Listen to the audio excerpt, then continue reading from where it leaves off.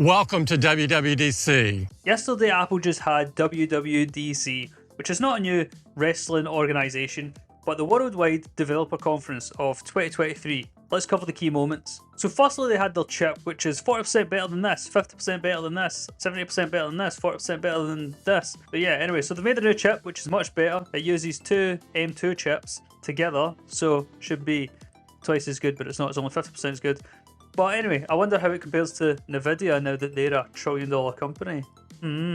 Introducing the 15-inch MacBook Air. It's only 11.5 millimeters thin, making it the world's thinnest 15-inch laptop. That's the new 15-inch MacBook Air. It has an expansive display, the incredible performance of M2, a 6-speaker sound system, and tremendous battery life. And it starts at just $12.99. Next up, iOS. They have transcription on call, which is actually well cool. And then they have voice message as well, where it transcribes it. But then it just makes you think, why don't you just send a speech to text message?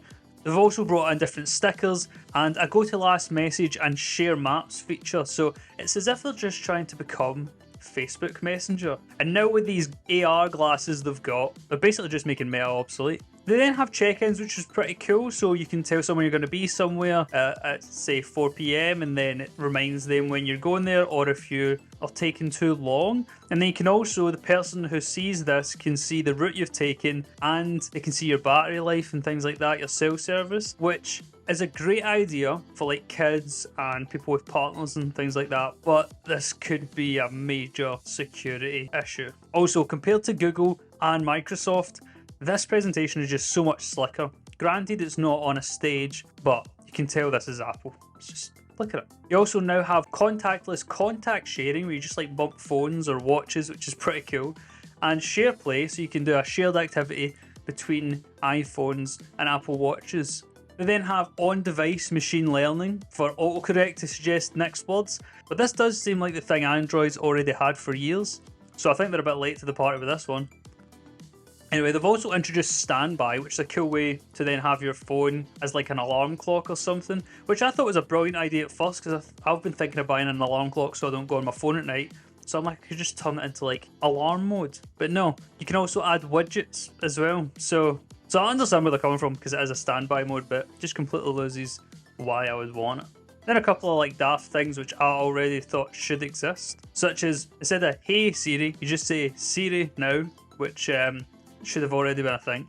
And you can then also download maps for offline use, which is something I'm sure Google's had for ages. But finally, although I've got an iPhone, which I only recently got like 6 months ago because I was Android until then, and Apple Maps is horrendous. Next up, iPad. So on the iPad, they're bringing slomo frame video creator. So it uses AI to turn your picture into like a slow-mo video. So take that, Google, with your stupid 3Dization of a picture. Why get that when you can turn it into a video?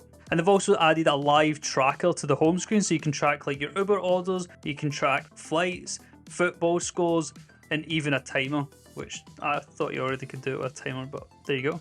And if one timer's not enough, you can now do 4 timers. On PDF, it can now recognize text fields, and then that'll allow you to auto-populate as well, which I thought was a pretty cool feature. So next up, macOS. So here we talk about how they have these slow-mo videos as screensavers, and they say that they settle in beautifully. But I must admit, I don't know if I'm just getting old, but it's kind of giving me motion sickness looking at how it like settles, as if it's gonna keep moving but doesn't.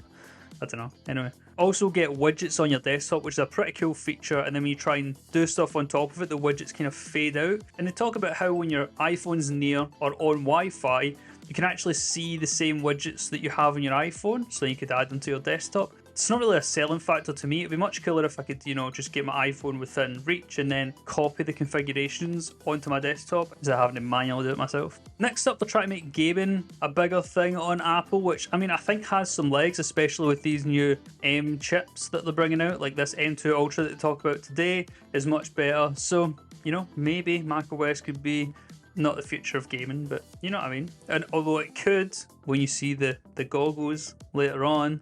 Anyway, for this they've brought in Metal Gear Solid creator Hideo Kojima. They're releasing Death Stranding Director's Cut, which isn't as exciting as releasing a prequel, such as they suggested in a previous interview, where they're collaborating with Microsoft. Next up, video conferencing.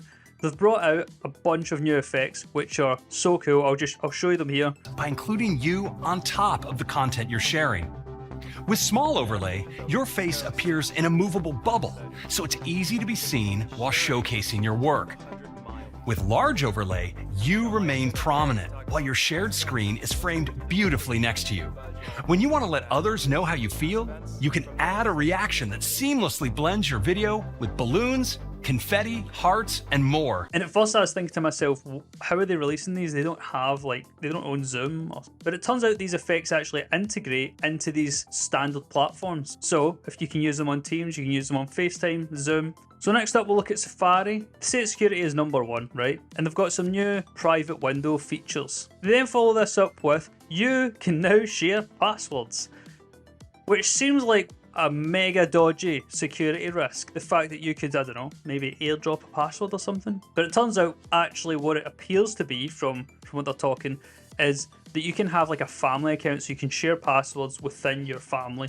So instead of, having to text your granddad the new Netflix password, you could all just be joined to it. But not Netflix, but you know what I mean. Next up, AirPods. Pretty cool here. I'll just show you the video, but they basically block out noises and stuff. It's almost like a sci-fi movie. So you can stay present within your environment while distracting noises are automatically reduced. Just start speaking, and conversation awareness will automatically lower your music, focus on the voices in front of you, and reduce background noise.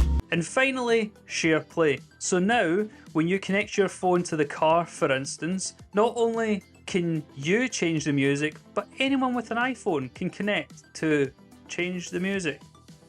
Next thing we talk about is actually the Vision Pro, which is the new headset, but that needs a whole dedicated video. So if you want to see that, the link will be down below. There'll be a card here. Thanks for watching. I'll see you next time for what's going on in tech.